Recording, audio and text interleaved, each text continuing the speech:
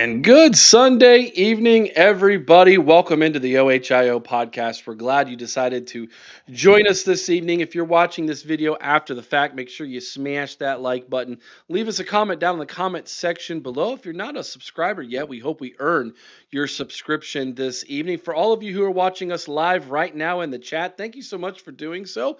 Make sure you also hit that like button. If you are listening if you're listening to the audio version of this podcast after the fact as well, thank you so much for doing so. Please go ahead and consider giving us a 5-star review.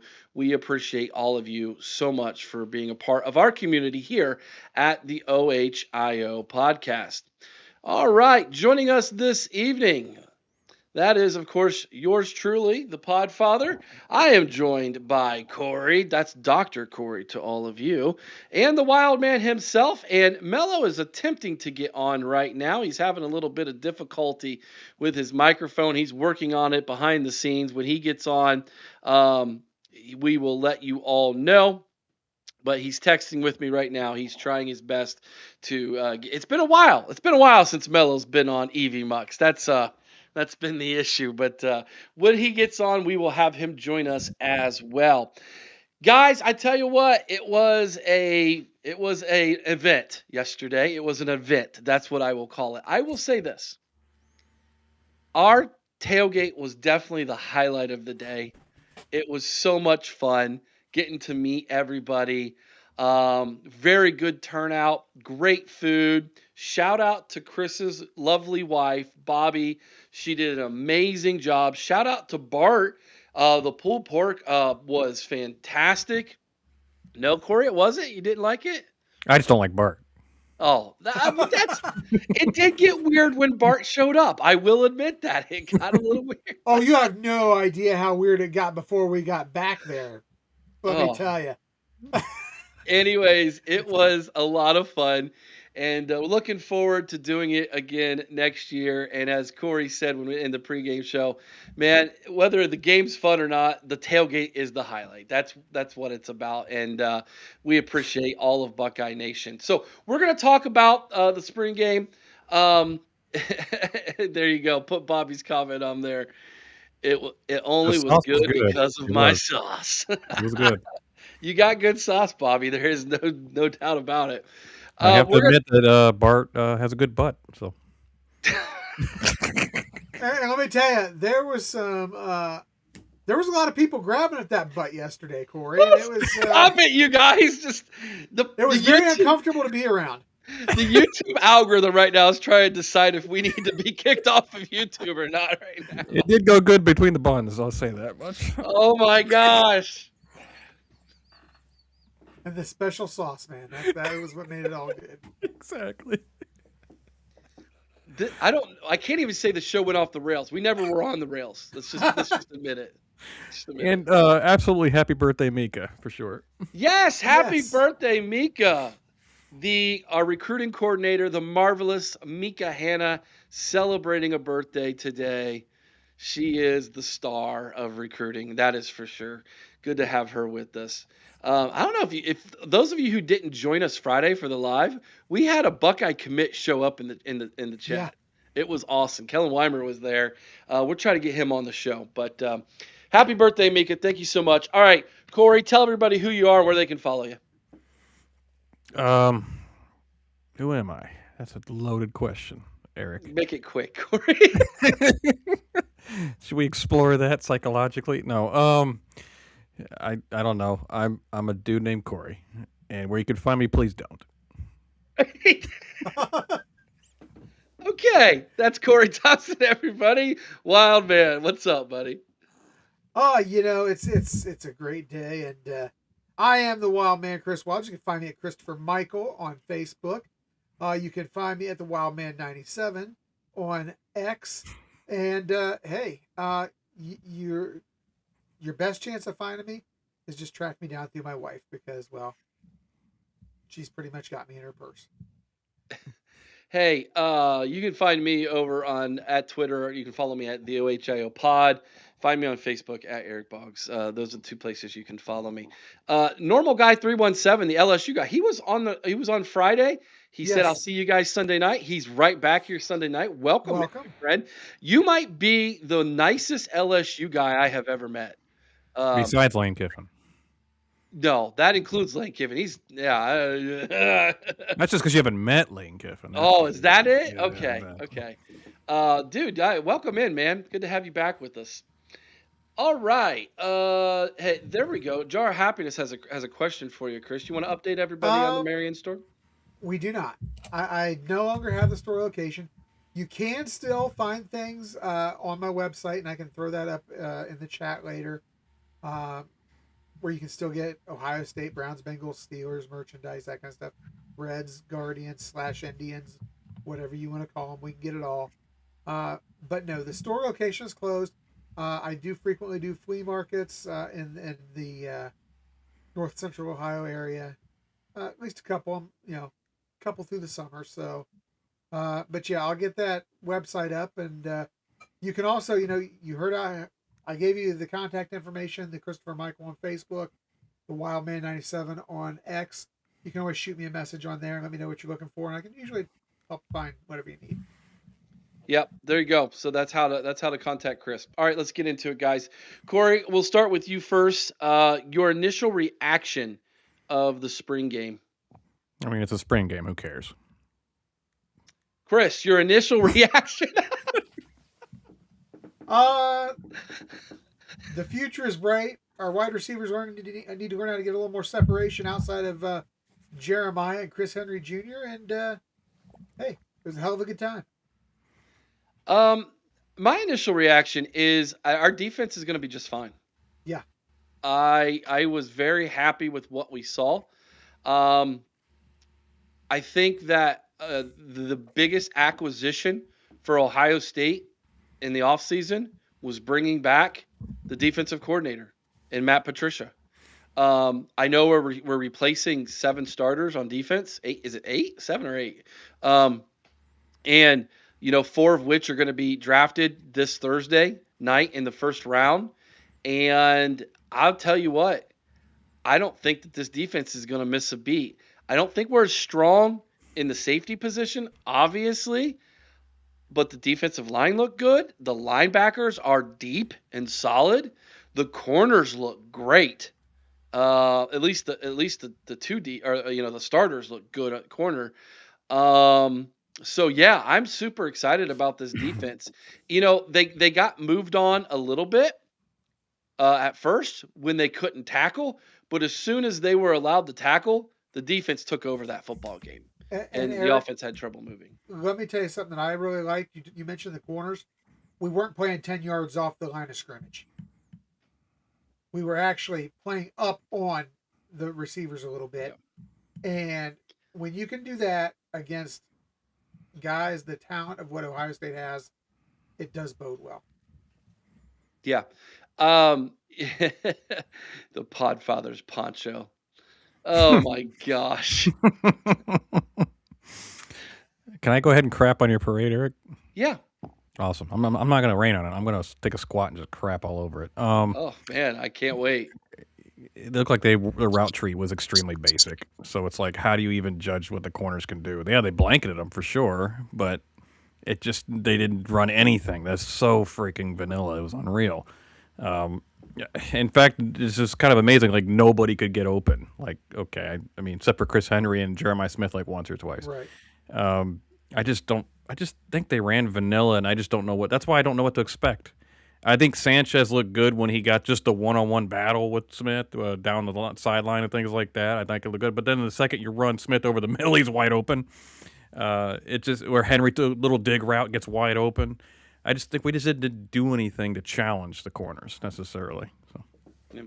Mello, what's up, fellas? How's it going? Man, I tried to get the computer up and running. Something's wrong with my mic in terms of the how it's hooked up and connected to my laptop. So I just had to do it old school style and hop on the phone. I didn't want to do that, but here I am. Thanks for having me, fellas. It's good to have you back, Mello. And so I wore something special for you. Oh yeah, the Podfather. I love that, brother. Here's the deal, guys. I wouldn't be the Podfather if it wasn't for this guy. He's the one who gave me the name. Yep. Yeah, It's but I fitting found it in though, the show. right? Remember? You got a lot of us started in this game, in this potting game. So I mean, it's fitting. Everybody, you have a huge umbrella. It's like a coaching tree, but for podcasters. I'm the Andy Reid of podcasters. You're the Nick Saban of podcasters. How about that? Whoa! Oh man, the McDonald's bag is on its way to you. Boy, Buddy. I don't know about all that because that would mean we'd be a lot more successful than we are. Oh, Oh wow! oh, I ain't never said anything as mean as that. Man, that was kind of harsh.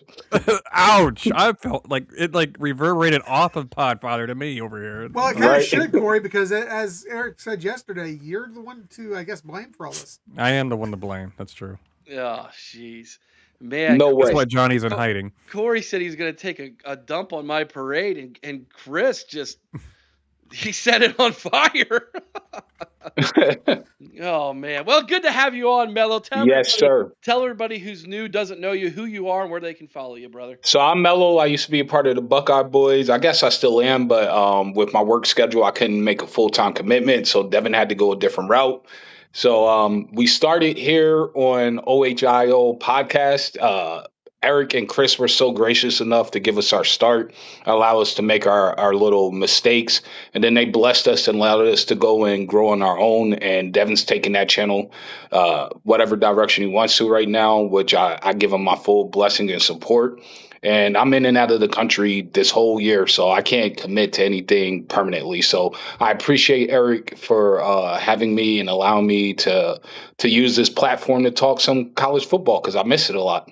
Yeah, it's good to have you in, man. You have great takes, and you're a good follow on Twitter as well. Tell everybody where they can follow you on Twitter. You're great at it, man. Man, don't follow me. I haven't been active really because of work. Being in Germany, going to Italy soon, and then Spain, and then Portugal, and then England, Puerto Rico. So like, I'm not really active on X as much anymore. So, but I do watch you guys' podcasts when I get a chance. I never really get to catch it live unless I'm stateside because of the hour discrepancies. So I just wanted to salute you guys. You guys have been keeping me up to date. I'm watching all the recruiting information that Mika is putting out, who's a guru. You got to follow her. She knows her stuff. So I appreciate it. And also I wanted to shout out the Cincinnati Bengals for giving my New York Giants the number 10 pick. And we're probably going to end up with 2 Buckeyes. Yeah. That's why I'm wearing this hat, by the way, for you Bengal fans. Thanks. Shout out Dexter Lawrence. Thanks for rubbing that in too. Hey, Eric, Yeah. don't forget, you got to credit Mello with being the reason you had one of your most exhausting days in podcasting. If you remember that day, what was it? They did the what was it? A 12-hour or 24-hour? You guys did that podcast. Well, yeah. It was 12 hours. We were supposed to do 24. But Devin was like, I can't do 24. I'm like, all right, you cannot.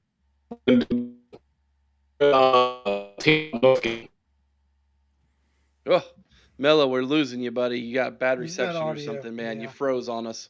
He's got auto tune. Oh, going my on. daughter is like trying to text me at the same Oh, time. I gotta. no. That's the problem. But yeah, it was a 12-hour thing. It was a Team Up North game 2 years ago that we shouldn't have lost, but quarterback was playing injured and should have been taken out.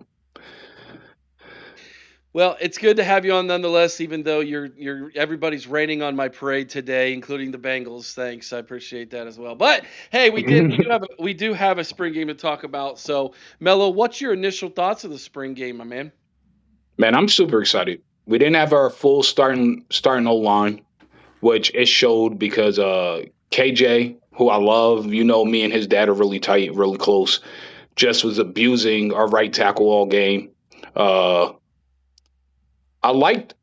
I kind of see where Corey's coming from, but I actually could see where the passing concepts are way, way different than last year, even from the spring game, in terms of having an actual OC that knows what he's doing, opposed to coming from a first-time OC. So I'm pretty excited about the offense. The defense is going to be nasty, in my opinion.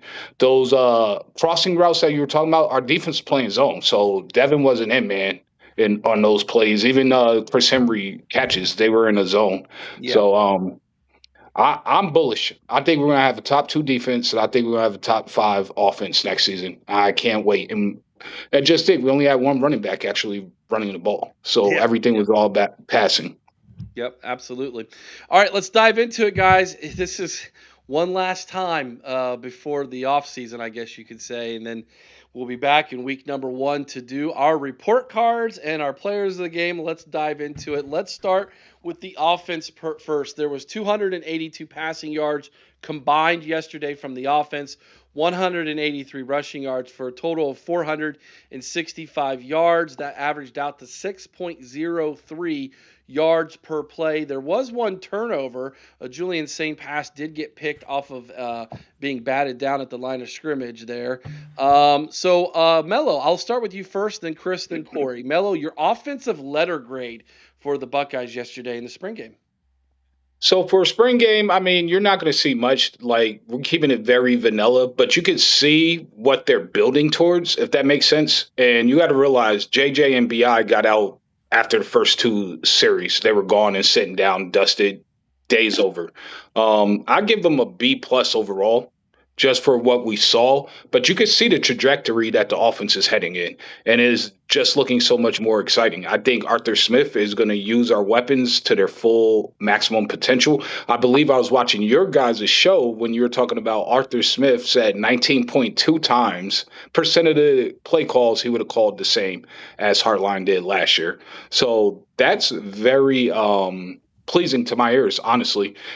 And I'm glad that Ryan Day could be a full head time coach. So I'm very excited where this offense is heading, and I give him a B plus for the spring game.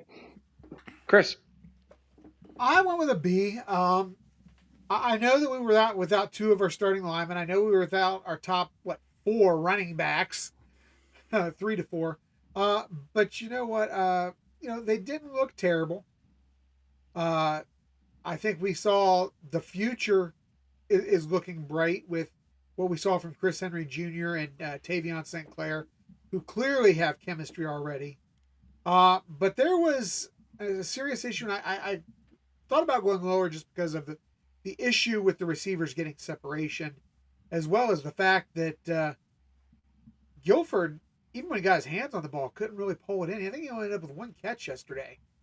I felt like he isn't as ready as we maybe thought he was. Yeah, 1 catch for 8 yards yesterday. Yeah, but he had multiple targets.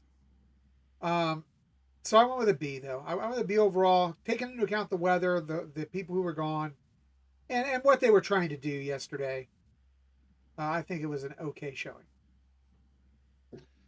All right, Corey. Well, first of all, Melo, I respect you, but that's my point though with the crossing routes. Yeah, it was against zone, but that's my point. We didn't even attack the zone hardly at all. We just ran them. In fact, how many times I can't even count. We ran our outside receivers down the sideline. It was nonstop almost. So that's why when I'm going back to a grade for the offense, I don't know. Chris Henry obviously is like the one newcomer that looked like, holy crap, he's got a future because he got behind the line. He got behind the defensive backs a couple times. Dig route he got open on in the zone, like you were saying, Melo, and a couple other times there was just passes behind him. He was open, but I think St. Clair's going to be really good, but goodness, man, his mid-range timing is real off and real bad. But that being said, I don't know. I'll give him a C, maybe. The offensive line was pretty bad at times, like really bad at times. It just seemed like whichever quarterback was in there, they'd snap the ball and somebody's on them right away. We were pretty vanilla.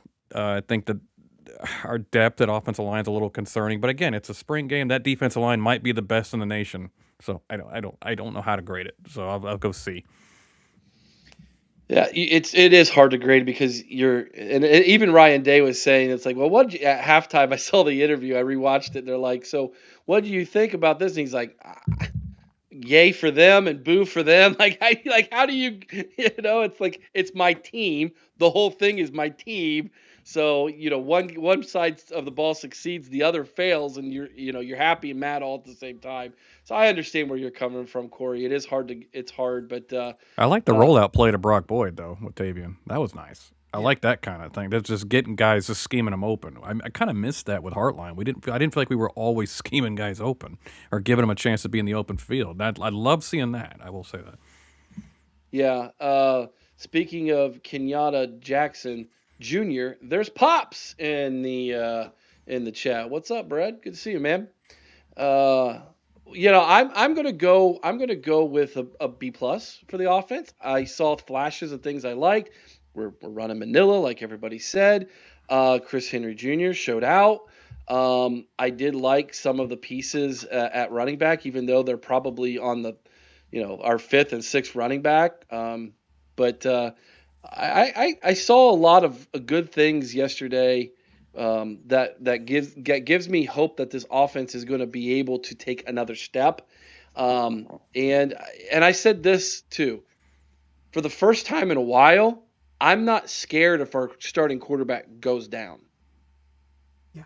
I know that some people on Twitter are trying to say that TSC is the number one quarterback. Next year, he's the number one quarterback. But if something were to happen to Julian, saying, knock on wood, we don't want it to, but if something were to happen, I still think that this team can achieve a lot of really good things this season, with Tavian St. Clair at quarterback. I do. So I feel good about the offense. All right, let's go over to the defensive side. Now, I couldn't find stats really defensively, but we had 4 sacks total. And we had 1 interception yesterday. So those were kind of our defensive statistics. They did win the game too. The defense did, the Gray. So, Mello, your defensive letter grade from yesterday. I gave them an A minus. They kept it very generic. I mean, like Corey already explained, a lot. They didn't give up a lot of separation. They were there. They were penetrating, beating up our O line. Granted, it was a makeshift O line. A lot of different times. At one point in the second quarter, the O line was full of walk-ons. The entire 5 were all walk-ons. So, I mean, you can't. It's hard to judge, but I'm bullish on this defense, knowing what I know and what the D line is going to be and how the linebackers are going to and BIAs here. Our defense is going to be nasty. I have no questions about that by the end of the season. But for the spring game, I give them an A minus. They have to do much. We're not going to show everything. We got Texas week 2. I just had a great thought, but I'll come back to it about Michigan's spring game and how different it would be if we were. But, oh my God! We'll get to it. We'll get to it. Chris, your defensive letter grade. Man, I got to go an A. I really liked what I saw from the defense yesterday. Kenyatta was an absolute disruptor. We saw tremendous play from our defensive ends. You had that interception that Bo made was absolutely phenomenal. We had good play from guys like Eli Lee out there with 9 tackles. Just did he really have 9 tackles? He had 9 tackles. Yeah, Eli stood out a couple times. Yeah, Terry Moore, Peyton Pierce, and Sincere all had 5 tackles. It was really a good defensive performance. I thought the linebackers played well. I thought the defensive line did a very, very good job against what was a banged up offensive line, yes, but it's no excuse. I mean, they went out there and they did the job against the guys that Ryan Day and Arthur Smith put in front of them. They did what they were supposed to do, and they looked good doing it. Give them an A. Corey. I'll give him an A. I agree with you, Eric. Matt Patricia's probably the keyest of the offseason, keeping him. And he's worth every penny. The corners, I mean, for what they ran at us, the corners look good. They really look good. In fact, I was noticing during the game, they were blanketing these guys. And Devin Sanchez looks much improved. I think we all knew he was going to be fine. Have a couple of bad games, I guess, in his freshman year against really good competition. Jeff Okudah looked human at times in his freshman year. It is what it is. It's hard. It's a hard position to learn and play quickly. So I think he's our number one corner, even though Jermaine Matthews is back. I like the defensive line. I think that Bo Atkinson was intense yesterday. It wasn't just the interception. That dude was intense for a spring game. I think Kenyatta speaks for himself. We all know who he is and what he's going to be here. Not just a great player, but a leader for us as well. And I think Zion Grady adds a lot. He's just an up and coming talent. Our defensive ends look good. They really do, even though the tackles were. I mean, even Ian Moore looked bad at times. And Ian Moore's not a terrible player, so they made him look kind of rough at times. Eli Lee stood out, 33. Saw him a few times get in on run plays, especially. He looks like he's just under Peyton Pierce, who's going to get in there and stop the run when we have him in the game. Yeah, we got. I don't know what Laurinaitis is. Laurinaitis is the heart line of the defense. He has just rebuilt that room completely, and he's showing them how to play linebacker Ohio State style. And I'm so glad to say the Ohio State linebacker is back. 100%. It has been for a couple of years with Laurinaitis, but it's back because it used to be just every year we had somebody great, and then for a while it just took a nosedive off a cliff, and now it's back. I really like. I think the defense is going to be fine this year. I thought they were going to have a bit of a drop off because we got what 2-3 guys going to go top 10, in the draft coming up Thursday. It's hard when you lose that kind of talent. It's hard to maintain. But my goodness, it just looks like Patricia combined with the experienced talent we do have, the guys who came back like Kenyatta. We're going to be just fine. Plus, the transfer portal additions are going to help us out. They're not stud superstars like Caleb Downs was, obviously, but they're good role pieces that are going to help the defense function correctly. So, I'm excited. I think the defense looked pretty good. Yeah, Qua Russaw got his name called a couple times. I noticed yesterday too. Talking about the transfers, a half a sack, and a QB pressure. Yeah, Don, you're right. TJ Alford looked good. Yeah. Well, absolutely. And I was about to get to that. I in my rewatch. Today, we were running a 4-3 a few times, and they had Pierce, Alford, and Christian Alliegro in at the same time. Christian can actually they remove him and slot. He was kind of like in charge of that tight end. He's kind of like a big safety. Yeah, and I was like, that's unique. That I didn't, that keep your eye on that when you're going up against teams who like to run 12-man personnel. When we go to Iowa City, I think Christian's going to play a lot in that game. By the way, quietly, Miles Walker even looked really good. Or what was his name? Miles Lockhart. Sorry, not Walker. Lockhart even looked pretty good. Mm-hmm. So there you go. So there's some things, and a lot of people were talking about Sincere Johnson. He shot the gap one time. I think it was early in the second half, and it was like, oh yeah, that dude can play ball. Like I'm telling you, man. He'll seal the field early, yeah. Yeah, he's going to be out there. All right, those are our letter grades for the game. Let's move on over to Buckeye Leafs. Guys, you want to start with I'll let Mello decide. He's the guest. You want to start with offense or defense first? We'll go offense. All right. Who was your offensive player of the game? I went with Chris Henry Jr. I went with the low-hanging fruit. I mean, it was about time, right? We heard all this hype about Brock Boyd. Everybody was like, well, Chris Henry's not going to play. Yeah, right. Let's be honest, there's only one freshman driving a Lambo around. So there's many reasons why Chris Henry's going to see the field. And now he's putting it in front of everybody's eyes that he can play. He can ball. He was the number one player in his class until he tore up his ACL and MCL on a dirty hit. And people are forgetting that. And he's only about, a year and a half removed from that injury. The sky's the limit. I think both of the freshmen are going to play. But I had to go with Chris Henry Jr. It's pretty obvious. He had the best game, in my opinion. Chris, offensive player of the game. Yeah, I don't think you can disagree with that. Chris Henry Jr. Although Tavion was very close for me as well. He had a couple of really nice passes that he dropped in. One to Henry and one to Adolph that were just beautiful passes. Yep. But I think that Chris Henry Jr. definitely he showed what he is. He also had a couple passes that could have been picked and maybe should have been picked. Yes. Too. So he's still redshirt freshman, even though he did look really good. Yes, and he was late on that one with Chris Henry Jr. coming across the middle. He was late on a few, dude. Yeah, if he would have hit that one, he might still be running. Mika, you son of a gun! I'm gonna shut up, Corey. To Mika. Are we back on low-hanging fruit again? Yes. All right, Corey, your offensive player of the game. I'm gonna piggyback off of Milo and Chris. It's Chris Henry Jr. It has to be. I mean, he got behind the coverage twice. It's not even just that he got behind the coverage. The adjustment he made on I can't remember if it's a touchdown or the first catch, but first one. Thank you. Yeah, the fact he turned completely his body around, his catch radius is limitless. It's like ridiculous. You get it within 15 feet of him, he can get it. That's why everybody said, "Oh, it's a dime." I was like, nah, not really. It was a good pass, but Henry made that play, and I'm glad we have a quarterback and a backup who could get it to him. I mean, Tavion has a cannon. That's pretty obvious, but Chris Henry showed he's going to be a playmaker, I think. And like Brock Boyd is a technician maybe, and so that impresses coaching and media types, but Henry is a playmaker. He may have he might be a Randy Moss and have like three catches for 170 yards and it's 3 touchdown type thing. Where Brock I Boyd love that gets analogy, Corey. Yeah, I mean, I think Boyd's a Wes Walker and Henry might be a Randy Moss. That's how it's looking so far. But Wes Welker, sorry. Anyway, Chris Henry Jr. is the offensive player of the game.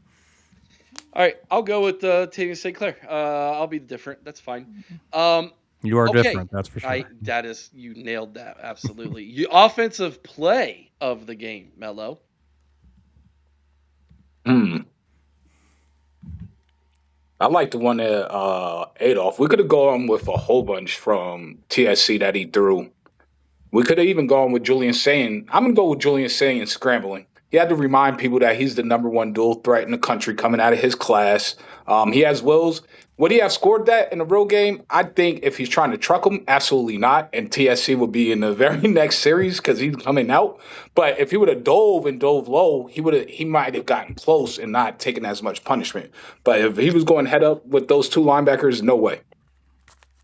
Yeah, but he reminded. I think someone in the chat said Julian Sayin reminded everybody, hey, I can run the football, and I'm much quicker than a lot of people think I am. So, yeah, good call on that one. Chris, your offensive play of the game. Well, I thought about giving this to the freshman Luke Fahey for his 73-yard run until, Eric, you were so kind as to point out when we watched it together on the big screen, he could have been tagged down. Oh, yeah. He could have been tagged down. They let him go. I'm going to go with actually the first catch by Chris Henry Jr. from Tavion, that one where he had to make the adjustment. That showed just how skilled this kid is as a freshman.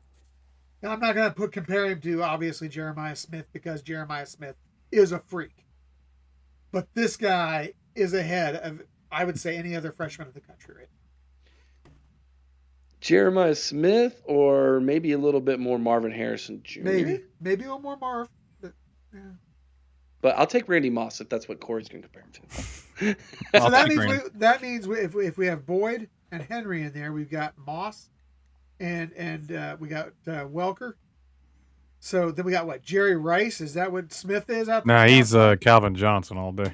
Yeah, I guess he is a Megatron type guy. Mm-hmm. All right, Corey, your offensive play of the game. And Julian Sands, Joe Montana, obviously. Anyway, now play of the game for me, it's going to be different. Nobody's talking about it. Nate Roberts catch. I was like right there where it happened in the crowd, and I was like, he was blanketed. It was a perfect pass, only to where he could get it by Julian, and Nate Roberts went up and got it. And I remember I've been picking on him because Vader said he was the best tight end by a mile, and I was making fun of it. But I'm like, if he can do that and offer that when Julian Sayin has nowhere to go, and he can kind of make those catches in traffic and when he's fully draped and covered, because he can box out the corner and safety the way he does, I'm thinking, man, we might have something there. So I like that play a lot. That actually was really impressive. All right, you heard it here first. Corey's calling for 12 and 13 man personnel under 14, Arthur Smith. 14. Oh, I want only tight ends. Wants to know if we can go 15 personnel. Yes, I want only tight ends. Yeah.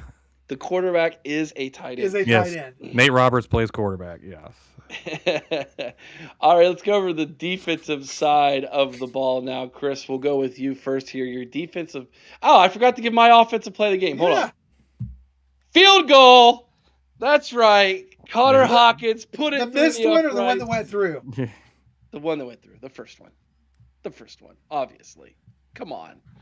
Yeah, it was a 47-yarder or something? No, this is 46-yarder or something like that. 46-yarder, first one, in right through it. So, yeah. All right, your defensive player of the game, Chris. For the defense, and we're doing plays of the game separately, correct? Correct. Defensive player of the game. Player of the game, I'm going to go with Kenyatta Jackson Jr. I thought he was just dominant out there. He was what we have been wanting to see out of him.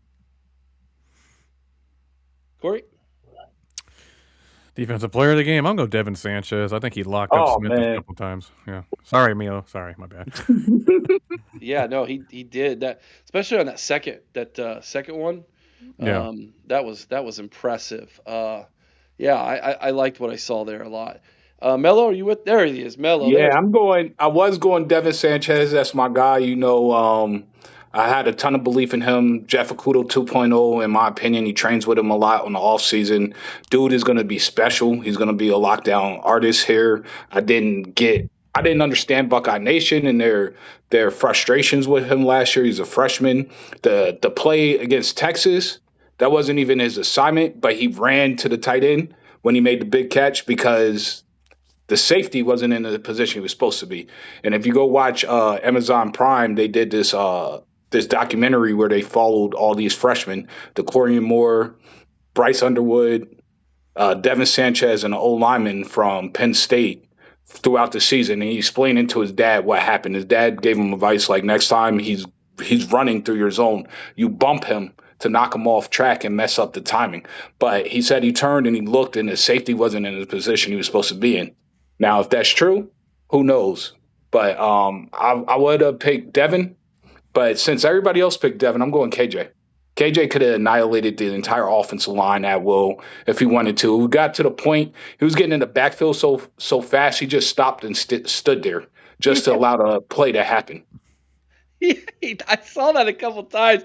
He did it. He would just stop, and I'm like, okay. He's like, I proved my point. Yeah, you made your point. Yeah. But yeah, that's a good one too, man. All right, my defensive player of the game.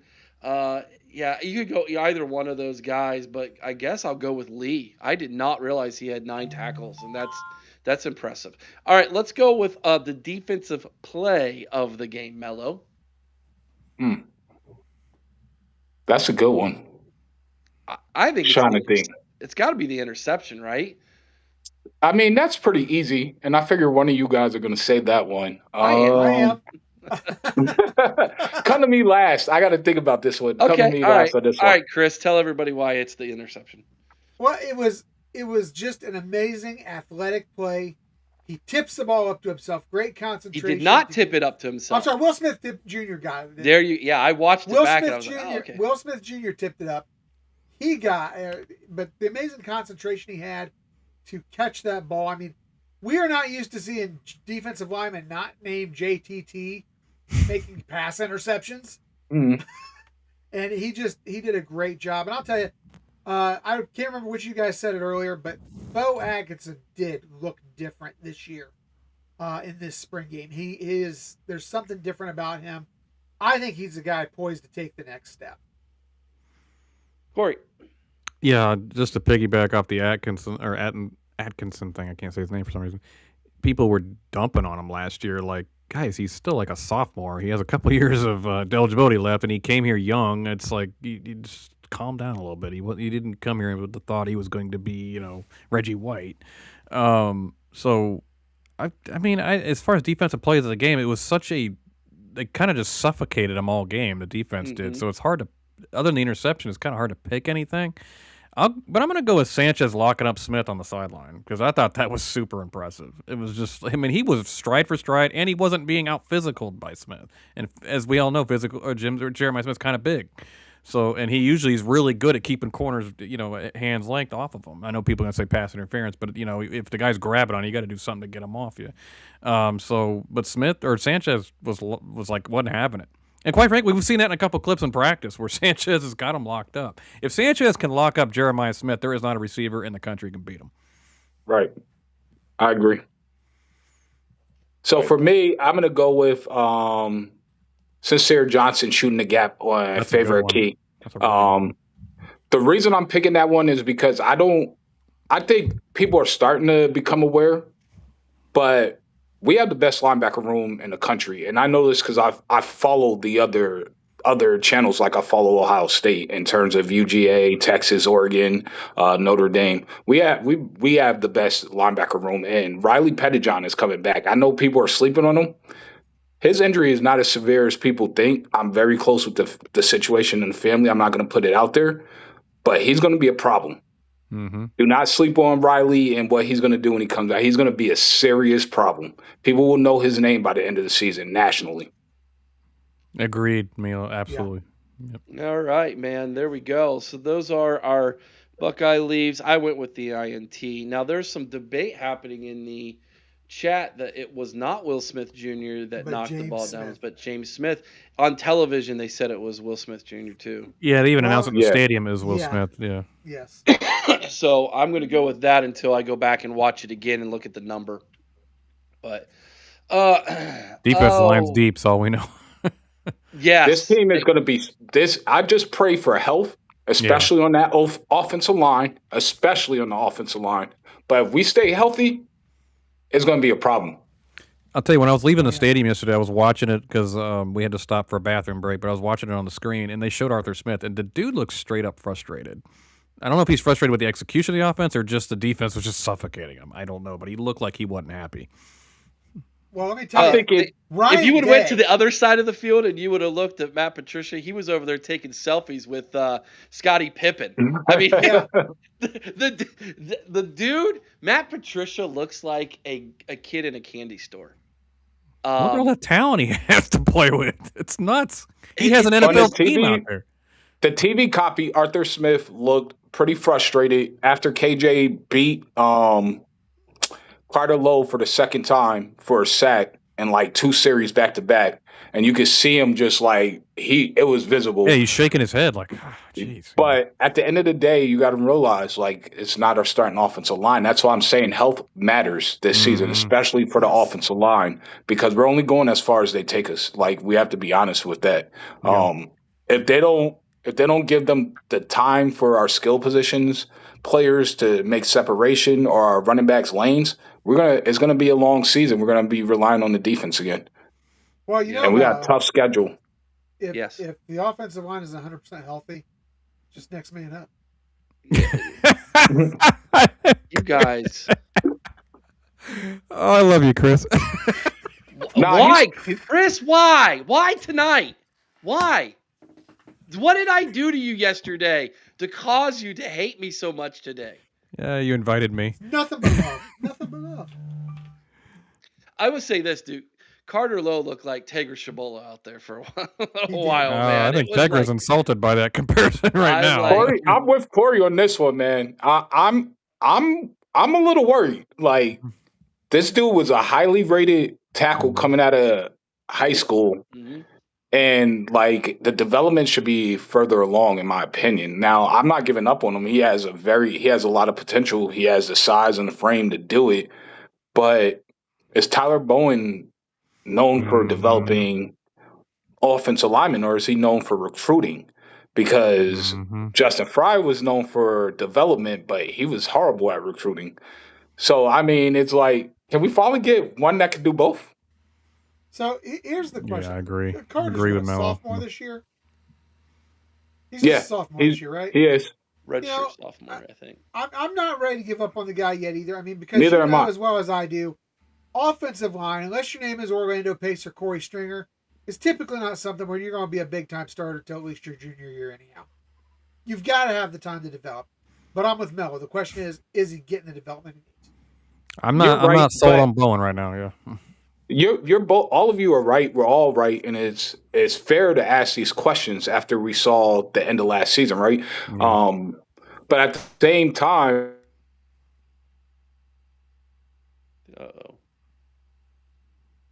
Text message incoming.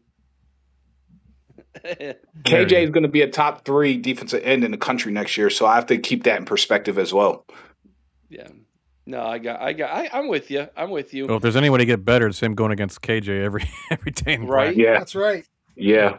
Well, not necessarily. You have to eventually get some wins in order to get your confidence built up. True. You know, but I mean, if you're going against the walk-on and you beat him, but KJ runs around you like you're nothing, I mean, how do you get confidence from the win? That's true. That's true. I don't know, guys. I'm supposed to be the biggest cheerleader in Buckeye Nation for the offensive line this year. And I came walking away from that feeling like someone stole my pom-poms. So I'm going to need it was Bart. to hear. I'm going to need to hear. Pom-poms is what got this all started the other day, Eric. Why? Why would you go down that road and just... You don't have to bring it up, Chris, okay?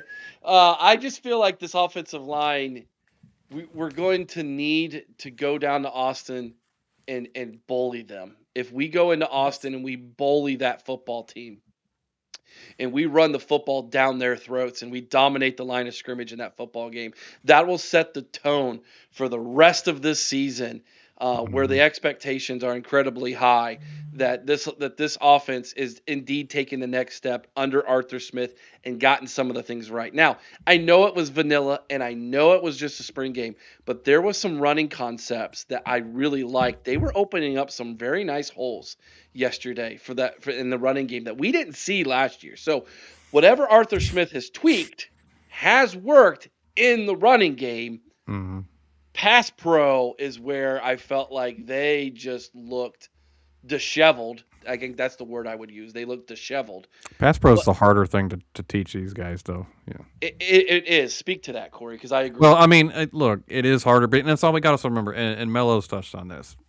There are 5 different guys who may not even have had much time to play as a unit. So and they're going against a defensive line that's wildly experienced. So coached by the GOAT, Larry Johnson, on top of everything else. So it's hard to just gauge it. Although Lowe didn't look good on the 1-on-1s, I get it. Ian Moore even looked rough at times, I thought. I mean, but at the same time, we got guys that Austin Servold's out. Obviously, Philip Daniels didn't play. I don't think Luke Montgomery or Carson Hinsman even play.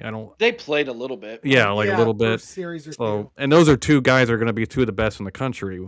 So I think Arthur Smith's tweaking it, working on it, and quite frankly might have put him in position yesterday purposely to see if they could handle it. And maybe that's where he was disappointed at. They weren't handling it as well as he'd like. So now he at least gets something on tape, even more on tape anyway, from all the practices to see what he needs to work on. I'm going to go ahead and trust Arthur Smith because he's an offensive line guru himself. I'm not sold on Bowen, but that's why I like to have Arthur here as the offensive line. As the offensive coordinator, because if you get just a guy who's just a QB coach or a wide receiver coach, he can't help Bowen. So I'm good. I'm still bullish on Arthur Smith, and I do agree some of the run concepts look kind of nice, but they're just figuring it out. They're just kind of still installing it in the spring. Yeah. So I feel pretty good overall, and frankly, I think I'm not sure if Jackson, obviously Jacoby, not Bo, because Bo's the man, but I'm not sure if Jackson or Akia are ever going to amount to like anything special here. But they could be solid pieces that could fill in from time to time, I definitely think. I don't think Akia will, but not this year anyway. But Jackson definitely will. When West and the other Jackson are at full health, it will have a 3-headed. He'll fill in now and again, and he's also experienced in pass pro and things like that, and he's also really good in the flat. It looked like, but I just think that honestly, I don't know how to gauge the offensive line right now. We'll know. Right. Well, I think Melo said it. We'll know in Texas. I mean, that's kind of how it is. So, $2 super chat from Bobby Mack. He was at the tailgate. Yep, it's good to meet you, Bobby. What is your ideal starting offensive line this season, Melo? Go left. I'll go with a combination, not position by position, because I haven't been informed enough. But Austin Servold's obviously starting. Luke, Carson, Phillip, and I'll probably go with Ian Moore. Okay. All right. I did notice that Josh Padilla didn't play a lot yesterday either. I know he's another up. one. He didn't play at all yesterday. He's injured. Yeah, and he's missing all of spring. I tell you what, right now, man, I love that kid. Gotta get healthy though. He's been injured for a while. I know it. I know. We have a commercial with him saying, "Watch the OHIO podcast." That's why you love him, because you can be bought. Is that what you're saying? Well, Corey, you're the one that really can be bought. We remember that. 100%. Yeah, but I fully admit it. If I was gonna say right now, give me $1 million, I'll say go blue right now. Oh no! Hell no! I'm gonna go with Ian Moore at left tackle. I think they want him to win the left tackle position. Luke Montgomery at left guard. I'm going to go Carson Hinsman starting center, although I can be persuaded to put Padilla there. Right guard, I'm going to actually say Austin Severville gets the right guard position if Ian Moore's at left tackle. And that means that right tackle, I guess, will be Philip Daniels. That's what I'll go with. But yeah, It could be anybody. Here's Sean's prediction. Austin, Luke, Padilla, Carson at right guard, Ian Moore at right tackle. See, I kind of want to see that, but I could see that, and it's been Sean's goal all off season. This has been Sean's goal. Yeah. This is all Sean talks about. And you know what? I get it because I don't know that he's wrong. okay. Well, are we doing who we want to see or what we're more than likely to see? Because more than likely, Sean is wrong completely. Yes. Mm-hmm. But if that's what you want to see, that's Yes. completely different. But that's not happening. Carson's going to be the center. Well, I kind of want to see it because I think Carson might be the best guard on the team. Mm. Yeah, but he's angry out there at guard. He's nasty. But the money for him in the NFL is definitely at center. Yes. Yeah. So he's got got to a be on the chance. You know Remington why I watch this year. wouldn't switch up too much? We get rid of Tegra, right? He was a big problem. Supposedly he was playing injured, which he might have been. We don't really know. That seems to be the offensive scapegoat all the line time. Doesn't it, Mello? It seems to be the scapegoat all the time. Oh, he was injured. Oh, I froze him. My bad. You did.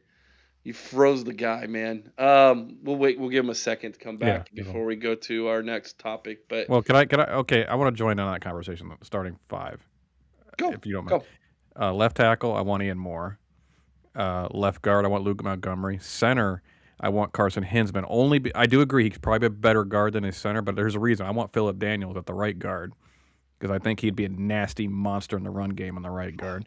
He is. And right tackle, Austin Serval. Can Chris and I talk real fast on Phillips? The dude purposely starts fights. Yes. He He's is a nasty dude. And I love it. Chris and I were saying he brings the nasty to the offensive line that we were missing for quite a few years. He just can't pass pro to save his life. Well, but he was also sitting next to Tegra Shabola too. True, but I mean, it's fair, and he had to look inward a lot because he didn't know if Tegra had his guy. But man, people get around him all the time. So here's the other thing. I feel like Daniels is a natural guard. Yeah, I agree. I really do. I think he's more of a agree. guard. All right, Mello, you're shaking your head. Go for it, brother. Yeah, because of the internet, man. My internet is going in and out, and I live in the middle of the woods, so it's kind of crazy. But what I was saying is the reason that I want to keep the old line together is because they have over almost 1,000 snaps together. Is the oldest and most experienced offensive line in the country returning. So if you just get rid of Tegra and you just put a one person in, then that's as close to the most experienced offensive line you could get. And they're all pretty elite in terms of their intelligence and what they can do. And then they just develop that chemistry. And then you have to be able to develop the second wave of guys because injuries happen. You can't just worry about the starting 5 and forget about the rest of the team and not develop them. You have to. Yeah. I wonder which offensive lineman is the smartest of the 5. Carson. Is it? He's a center. He's a center. It's automatic. The center calls the plays and the blocking schemes and everything else. So, like, typically you put your smartest guy at center on the offensive line. You know, you're right, Mello. Carson is definitely the smartest. I'll tell you one thing: Ian Moore is the quickest wit. When he can slap back at Luke Montgomery, I wouldn't know. Yeah, that was funny. That little interview. And how about Legend Bay showing up like he runs the place with the video camera already? Talk about someone who is comfortable. They know he's going to be great. They already know. I can't wait to see him play, man. I'm so excited about him. Urban Meyer would have given the whole Brinks truck to get him. He is an urban guy, isn't he? That's awesome. He's totally an urban guy. He would have been that H-back for Urban in a heartbeat. I got a question for you guys because I don't get to talk to you guys a lot. Red zone. Are we going to be running all these tight ends in the red zone, or do you think he's going to put keep the 3 wide receivers on there with Chris Henry being 6'6"? We're gonna. What do you guys think? We're gonna create a new offense called the 21 personnel, where it's 11 tight ends. No, I actually think Smith will keep Smith and keep Jeremiah Smith and Henry in the game. I do too. I think Smith, the moment he takes those two off the field, or he takes Smith off the field in the red zone, that place will rain boos down on him. He's smarter than that. He's smart. Even if he's going to go to the tight end, he's going to have Smith in there because even as a decoy, he's so much more valuable than an extra tight end. And honestly, So if you get on the goal line and you have Jeremiah solo 1-on-1 out there, and they know the automatic slant. fade, go. Well, even if it's a fade, a slant can beat him, and it's tough to stop a physical receiver like that on a slant. So they're going to have to back off the linebacker a little bit, which creates running lanes. So I don't really understand why we took him off. To be honest with you. Well, this is what I am going to say. Arthur Smith came out and said it early on when he was asked this very question. He said, "We are going to put in the personnel that allow us to play to our strengths." And I think that, to me, tells me that Jeremiah Smith is not coming off the field. I think Chris Henry Jr. is going to be on the field. Even if he doesn't start, he's going to be on the field on in the red zone because his physical gifts. You guys talked about Corey. We could run a slant with Jeremiah Smith and still run the fade because of Henry's height. Yep. So you can run those two different patterns, and then you've got Nate Roberts out there. You got your running backs. You have got a plethora of things you can do in that position with that set. And our top 3 running backs are big and physical. Yes. Yeah. Not to mention, if you want to go Wildcat, put Legend Bay in. He can Yes. he can run. I mean, He's your Swiss That Army is knife. true. Yep. all right. We're gonna play a game here in the last. This will be our last segment of the show. Charades? What? Charades? We are not playing charades. I think your mic went out. I was playing charades. All right. Here's what we're gonna do. It's been a long time, Chris, since we played this game. It's fill in the blank. I've got statements. I'm gonna ask these guys to fill in the blank after I make this statement. Chat, we want you to participate. If you have a fill in the blank statement that you would like to put in as well for these guys, we will read that to them and let them do it as well. Number 1, here we go. So here's our first fill in the blank statement. Mello, I'll kick it to you first. After watching the spring game, I changed my mind about. I changed my mind about how potent this offense is going to be. I think it's going to be more potent than even what I expected it to be. It just looks so much night and day from last year. Even though it was a spring game and it was vanilla, that's why I think it's going to be ridiculous when the season comes in full install and we're fully healthy. It's going to be scary for other teams. I'll be up at night losing a lot of sleep if I'm a DC out there. All right, Chris, you're up next. After watching the spring game, I changed my mind about just how good this defensive line can be. I haven't been the biggest proponent of our defensive line over the last couple of years. Even with Jack and JTT, I thought that we at times stifled them. We didn't allow them to play to their strengths. With what I'm seeing, the depth, the athleticism, the skill on this defensive line, I think this is a unit that is going to be a strength of this program. Interesting. Corey, you want that one or you want a new one?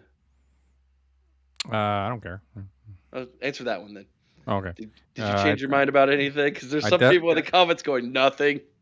I definitely think that Arthur Smith needs to grow the mustache back. That's what I think. No, I'm glad you brought that up. You are? I am, because he does not look good without some facial hair, dude. Yeah, he doesn't. It doesn't look right. No. What about Julian? You want him to get that facial hair back that he had going stash? on? Yeah. Let's get Julian. Can he grow a beard? I'm not. He had a little peach fuzz. Well, I mean, he does beard he's growing there. He does look like he's 13, so I don't know. Ooh, look at Vaders. He changed his mind about Thor. Thor's the nickname that Bo Atkinson had coming out of North Carolina. That was a good movie. Why'd you change your mind? I'm kidding. So I changed my mind on the fact that D-Deck should definitely be open to prevent extracurricular activities. Oh my gosh. Okay. We're not going to talk about it tonight. Yeah. Because we're saving it for Patreon. But there was a recruit at the shoe yesterday who came up to our section of C and then went on over to D, and he was not alone when he went there. And this is the thing. D-deck is closed. Now, these guys have these passes. Chris, we're just going to stop it there. We're just going to stop They right could there. probably get leave anywhere it they want there. to go. Keep that for Leave it Patreon. there. That is for Patreon. We all went, huh? Like, what is going on? Needless to say, that was one of the craziest recruiting stories from the other day. Happened right in front of us. Anyways, no, that's fine. All right, next one. Here we go. By the way, if you guys have some statements you want to put in, a lot of you were answering mine, but if you guys want to add one or question one, go for it. All right, here we go, Mello. After Jeremiah Smith, the next best receiver on this team is? It's going to be Brandon Ennis. People are sleeping on him. I understand why. He was open a lot last season. He was the number 3 target. They're going to try to get Tate the ball so that way he goes to the league, first-round draft pick. Obviously, JJ is the best player in college football, so you're not going to overlook him. And then they were trying to show Max Clare a little bit of love, which they didn't show a lot, to be honest with you. I would expect it more, especially going and trying to plug him out of the portal like they did. But Brandon Ennis is going to have a big year. Do either of you disagree? Do you guys have a different answer? I do, yeah. Okay, go for it, Corey. I think Kyle Parker will end up being the second best receiver. But I've been wrong before, and I'll be wrong again. So, okay. I'm going to tell you. I'm going to overhype him. I know I am.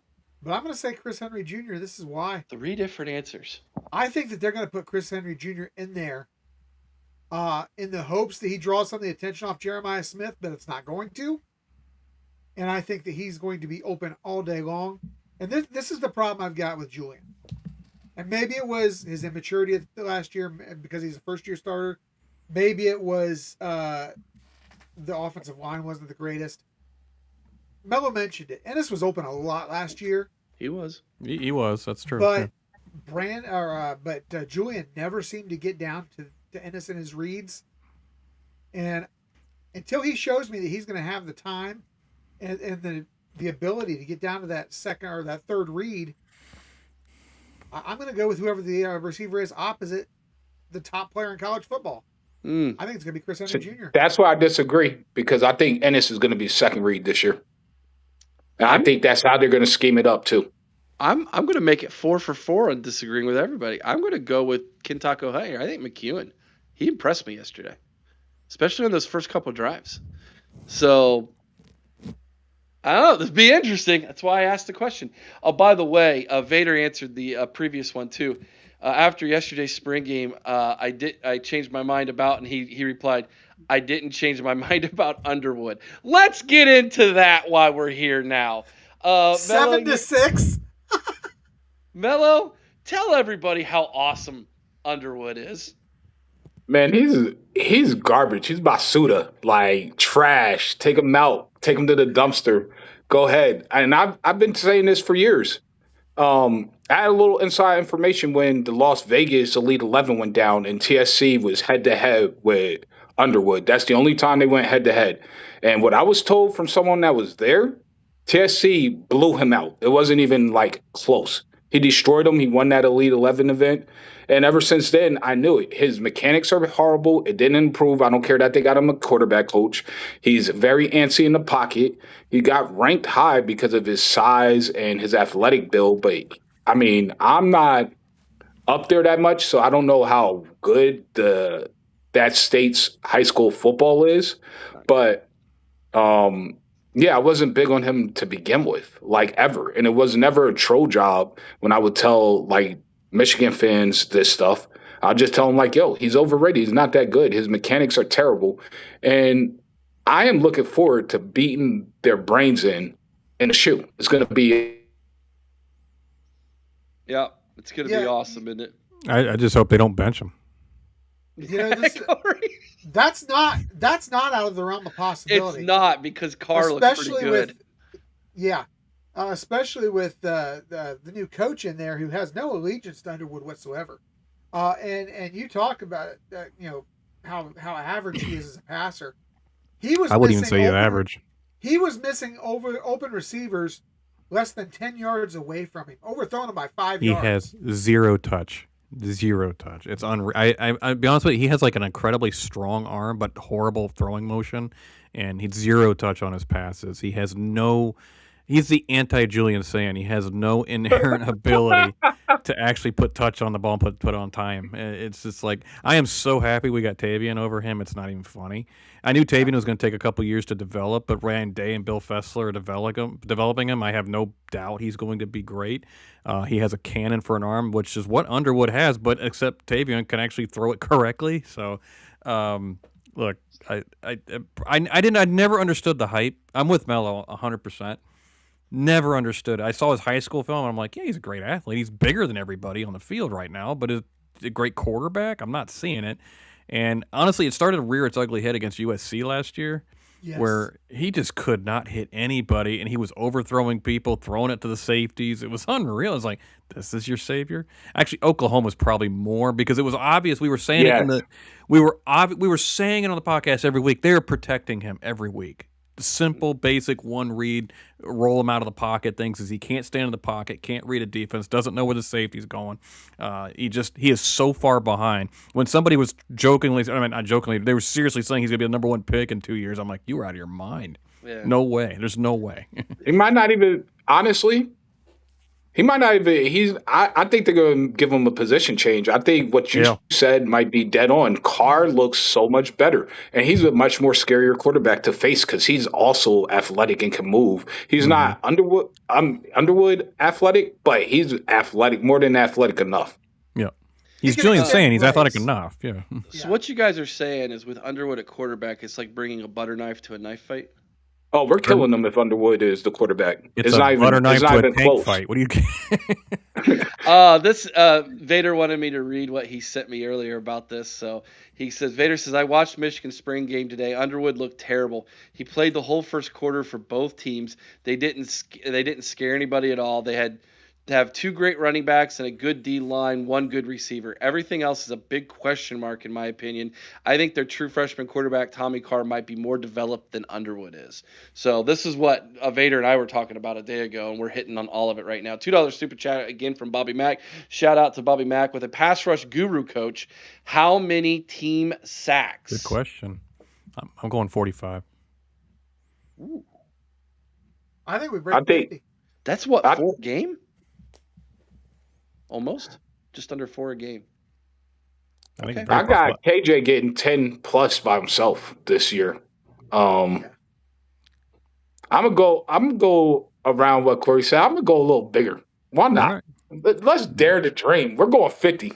All right. 50 sacks as a team. Hey, Mello, if KJ gets 10, I completely see your number being a total reality, and I definitely see KJ getting 10. They're going to let him rush a lot more this year. Last year, he wasn't asked to just pin his ears back and go.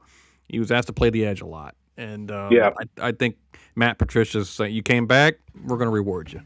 Man, you guys all, I'm with Alex on this one, dude. I'll go with 35. You guys are way high. 35 in possibly 16 games. Well, I mean. Okay, we'll see. Yeah, we'll see. That's a high number though. And I think this is one of the first times our defense actually has full, complete balance between the secondary and the linebackers and the defensive line. So I think that a lot of wide receivers aren't going to be open, which is going to allow that D line time to work. And then the confusion that Matt Patricia puts on people, I still don't believe Arch or their OC has figured out Matt Patricia. And I think that's going to be bad news for them come September 12th. And Tyler makes an interesting point, though. Everybody's allowed to hold against us. So that is true. That's very valid. Like that is tragic. It's really bad. Kenyatta literally got tackled in the Indiana game twice. Well, we noticed yesterday too that they even allow Ohio State to hold against Ohio State, and it's that's right. Well, you might as well get them in practice for the season. Yeah, exactly. Oh, Ohio State's on defense, guys. No holding, doesn't matter. No, that's funny. No. All right, let's get back to it. Here we go. All right, Mello. Yes. Tavian St. Clair is going to leave Ohio State considered the best quarterback to come through here. I've been saying it since they got him in recruiting. I said He's going to end up going down as the best quarterback to come through Ohio State until Brady Edmonds leaves, and then there's going to be an actual debate. But Brady's not here, not in the class yet completely. So I'm going to stick with TSC is going to be the best quarterback that came through Ohio State when it's said and done. Wow. Okay, that's a statement. Chris, Tavian St. Clair is? The future.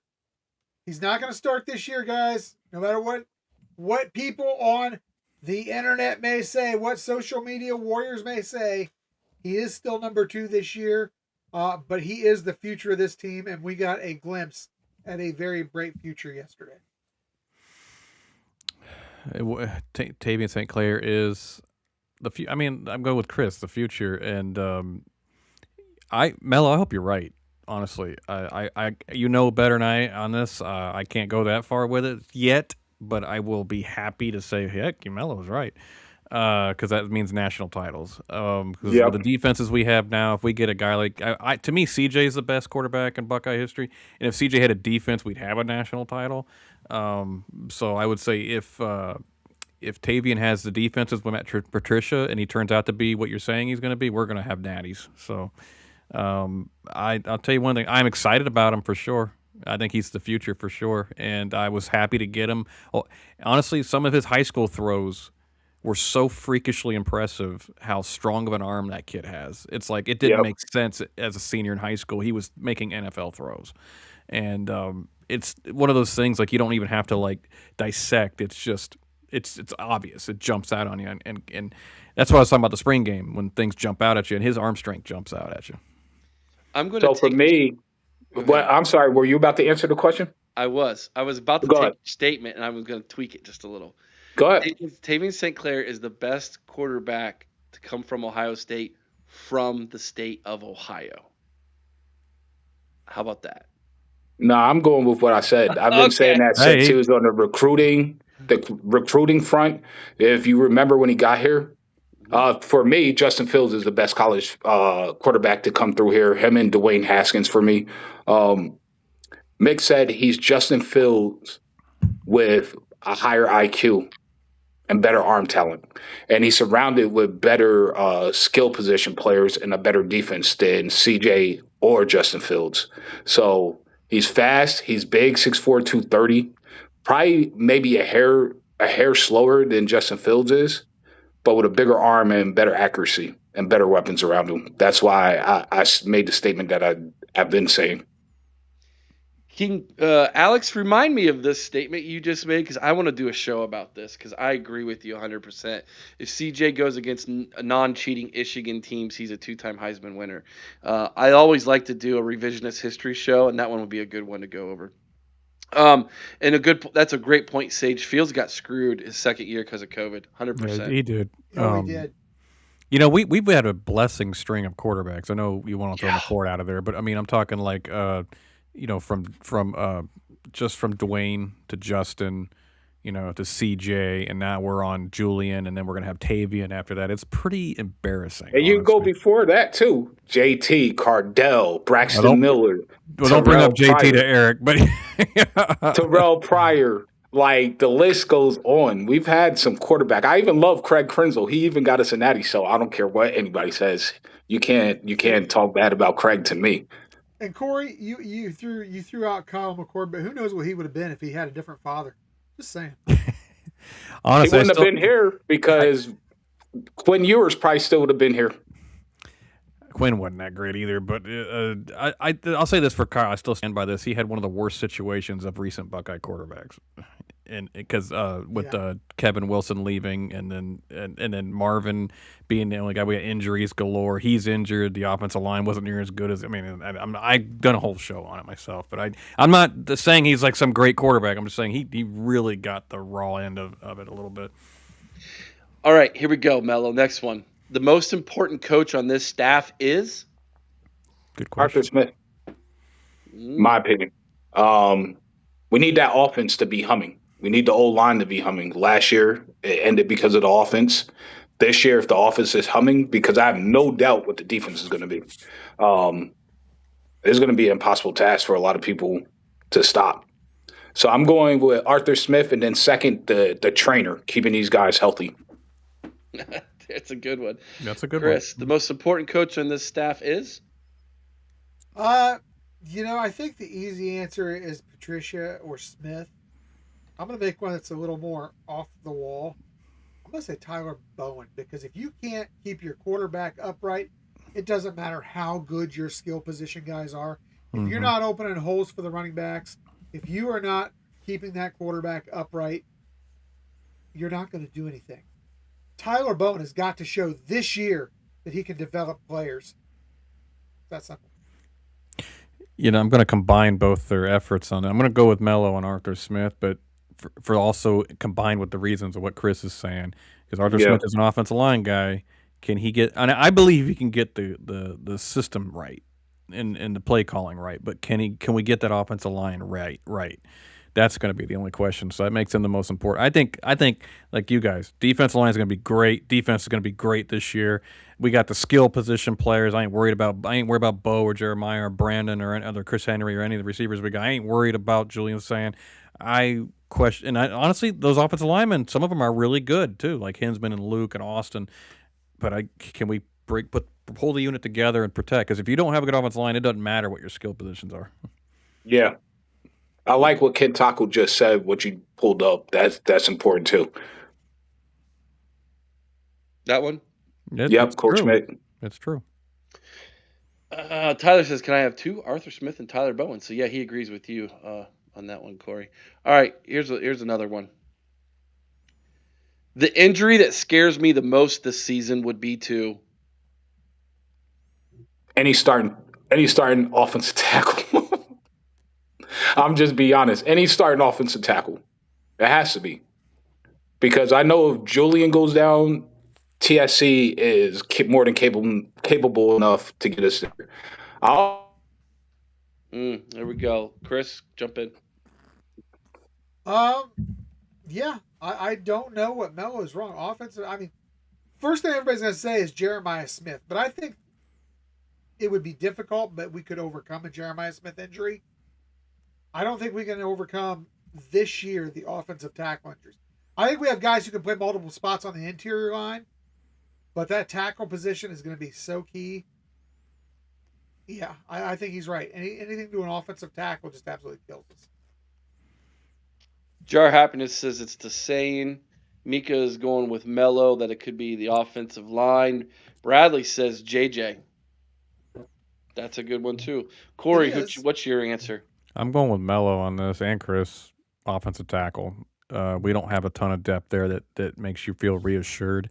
And quite frankly, I think we have two guys, Austin and Ian, who can secure that outside. Phillip is okay, but pass pro scares me a little bit.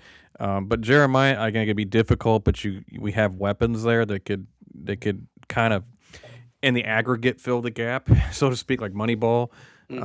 Julian scares me a little. I just don't think Tavion's ready yet, but I do think he could play well enough to get us in a good spot. So I'm not thinking the season's over if Julian goes down. I don't want to see Bo get hurt, obviously, but I think Isaiah West and Jacoby Jackson could fill the role there if Bo goes down. But yeah, I think Mello hit it on the head. My offense tackles got to be the scariest spot right now. Hey, Will Buckeye, you got a point. You got a point, Connor Hawkins. He's got to show it in the regular season for me to be excited, because that miss in the spring game scared me a little bit. I'm like, oh. Yeah. I will say this, man. We need to. He needs walk-up music, though. By the way, quietly, the punter is looking good. Just saying. He did look good. You're right. Hopefully, we never see him. I agree. I don't ever want to see him. But I think we will. We got a tough schedule, man. Yeah. We got a really good schedule. Yesterday, as we were watching the game, I looked over. I can't remember who I was sitting with. I looked over whether it was Carl or Bobby or whoever was there with me. There, I looked over. I said, it'd be great. This was right after the first touchdown. I said, it'd be great if he goes out there and misses the first extra point, and then we can watch Eric melt down. Next man up. I might have just. We were on the second row. He might have got up and left. I might have just said, take me home, Lord. I'm just going to go over the railing here. Which, by the way, we were on C deck and they took away all the plexiglass. You could have fallen right over, man. Anywho, Last one. When it comes to Ryan Day, Repeat the question again. I went in and out. no problem. When it comes to Ryan Day, He's the best coach in America. I know it didn't end last year properly, but you got to think about all the stuff that was on his plate that you know about, and then think about the stuff that you don't know about that he was dealing with from the time the team up north game ended until that Indiana game, and then going through the first round of the playoffs. But in terms of a head coach, he's the best. He's always constantly improving and changing, even if it doesn't work. But then he'll go and grab the right pieces and put them in place. And now, yes, we grabbed Arthur Smith, and this is more of a projection, but I think he's going to be a phenomenal OC the same way that Matt Patricia was on defense. So I'm going the best coach in America. Chris, when it comes to Ryan Day, He's better than Marcus Freeman. and that's all that matters to you, right? I knew he was going to No. say it. That's No, all. Why you when it hate comes Marcus to- when it Freeman comes so to much? Ryan- He hates him, Mello. with I a don't know why. passion. I know he does. He does. But I'm not going to go down the road. All I'm going to say is he can't keep Ohio State's name out of his mouth. He trash talks Ohio State. He's crap. That being said, and he was at it again recently, by the way. That being said, when it comes to Ryan Day, if he wins another national title, he will go down as the second best coach in Ohio State history. I think there'll still be a debate to that. Corey, when it comes to Ryan Day, I really wanted to make a smart aleck remark, but I'll just keep it serious for now. I actually would rather have the smart aleck. Oh, okay. He has a lovely beard. I mean, Which, by the does- way, did he you guys doesn't hear did you guys hear the story about the show that Alex and I did, the Michigan fan who accused Alex of dyeing his goatee? Oh my gosh, no, Oh, he yeah. did it. Yeah, we were we were doing the show about the Iowa sanctions and how Michigan got off with nothing for the greatest cheating scandal in history, blah blah blah. And some Michigan fan came on and said that he was just a hater and that he dyed his goatee. All right, Corey, give me your. in all seriousness, I actually love Ryan Day. The Natty did turn me around. Yes, I was thinking maybe he needs to be gone after losing to Michigan 13-10. I think we were all kind of on that, and I don't think we were unjustified by our decision on that. But he again, I go back to it like several times to say to his wife, "I just got to fight my way out of this." He didn't cry about it. He didn't sulk about it. He didn't woe is me. He just said, "We're gonna go win the Natty," and he did it in the hardest playoff run of the college football era. Yeah, I know that last season didn't end up the way we wanted, but I hate when people like think we're going to win it every single year and you're a bum if you don't. That's just stupid. He is the best coach in college football as far as I'm concerned, and one of the best men in college football, more importantly. Allowing his players to express their faith the way he does, actually encouraging it, is a great family man on top of everything, and spends as much time with his family as he possibly can as a multi-million-dollar coach of a huge, booming program. Cares about his players. We've seen that time and time again. Like, legitimately cares, not coach speak cares. Legitimately, like not Brian Kelly cares. Ryan Day, he actually cares. I could not be more proud that he is the head of the representative of the Ohio State University that I'm a fan of, because I think he's just got his guys on the up and up, as far as we're not seeing Georgia type crap going on in Ohio State. So they're model citizens who are good kids, who are smart and just great people. I love them. I wouldn't trade them for anybody. And Alex, yeah, I know you like Cignetti more than Ryan Day right now. Alex is talking stupid again. I love it, but he's talking stupid. And Cignetti is a phenomenal coach. I won't say that, but that being said, Ryan Day, I'm very, very proud to have him as the head coach of Ohio State. All right, let me do my statement, and then we'll wrap it up. When it comes to Ryan Day, I'm becoming more and more optimistic and less cautious, and that scares me, because I've always kind of been a supporter of Ryan Day verbally, publicly, but I have not allowed my fandom to get wrapped up into him like I did with Jim Tressel and even Urban Meyer to an extent. I never was like, hey, Urban Meyer, I'm going to buy your book. I'm going to, I'm going to model some of my life after your teachings like I did with Jim Tressel. But Urban Meyer was a winner and I was fine with that. Ryan Day to me is almost like a mixture of the two in a way. Mm-hmm. And I like want to embrace all of that, but at the same time I haven't yet. And I don't know if it is the 13-10 loss that has caused me to have some of that trepidation, or if it's just I don't want to get burned, or I've always been like, he's probably going to leave for the NFL. Like there's something about Ryan Day that has kept me from fully embracing him as like the second best coach in my lifetime at Ohio State. Even though I kind of want it to be that way, something has always kind of kept me from doing that. So And that's you're where I'm at, and I haven't really publicly talked about that. are you I saying which one are you saying, Tressel or Urban's better than Day? I I, I think Tressel's way better than Day for me personally. How Like about this? if I were to say, hey, who's your all-time favorite Ohio State coach in your lifetime? It's Well, Jim Tressel. favorite versus better. Which one's better? Your favorite I can understand.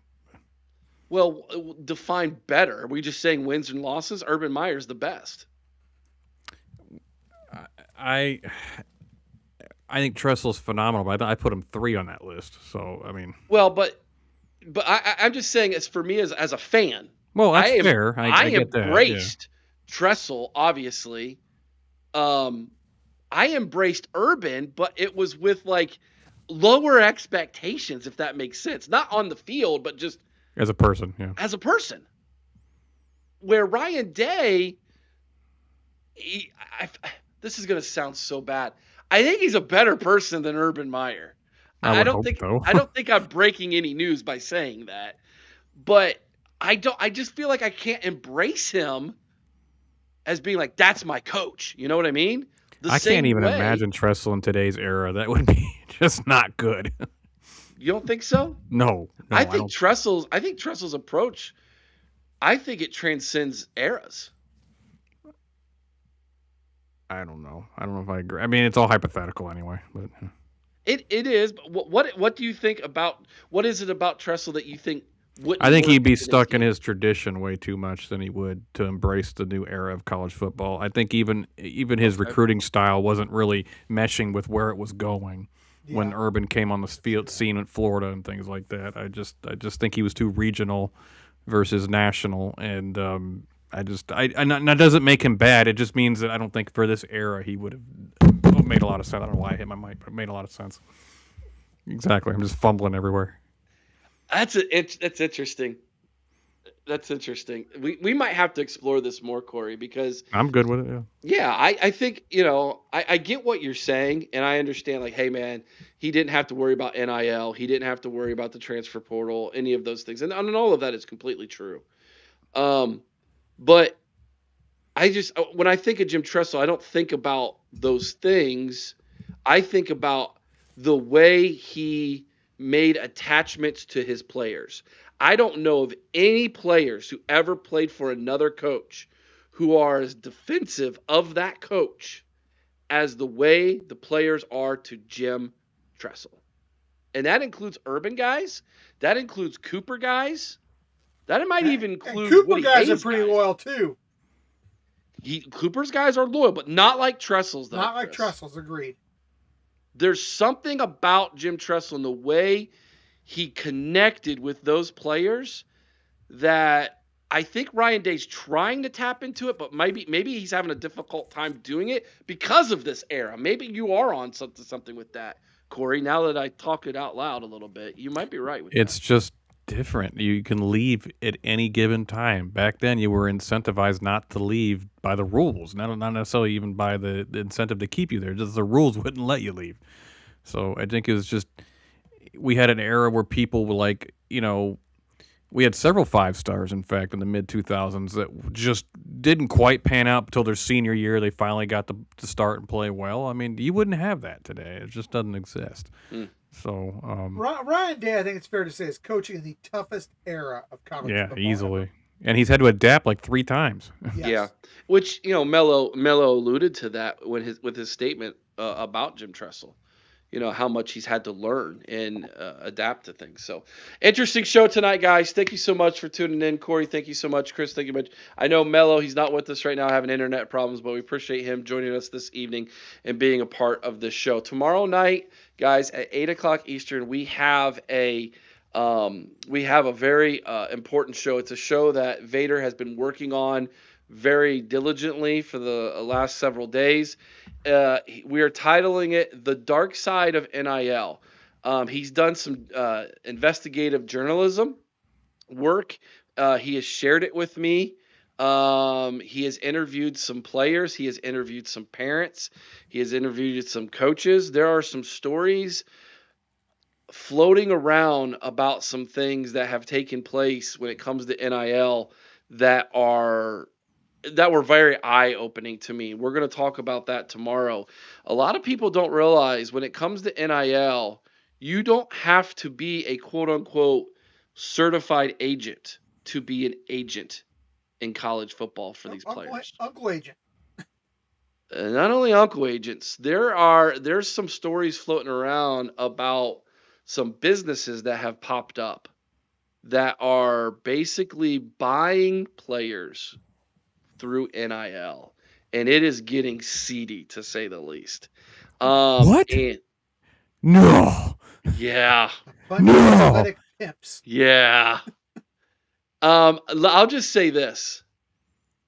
Don't be surprised this year when point shaving becomes a major story in college football. Oh, I could definitely see that. Major story. The love of year. money is the root of all evil. Exactly. We're going to get into that tomorrow.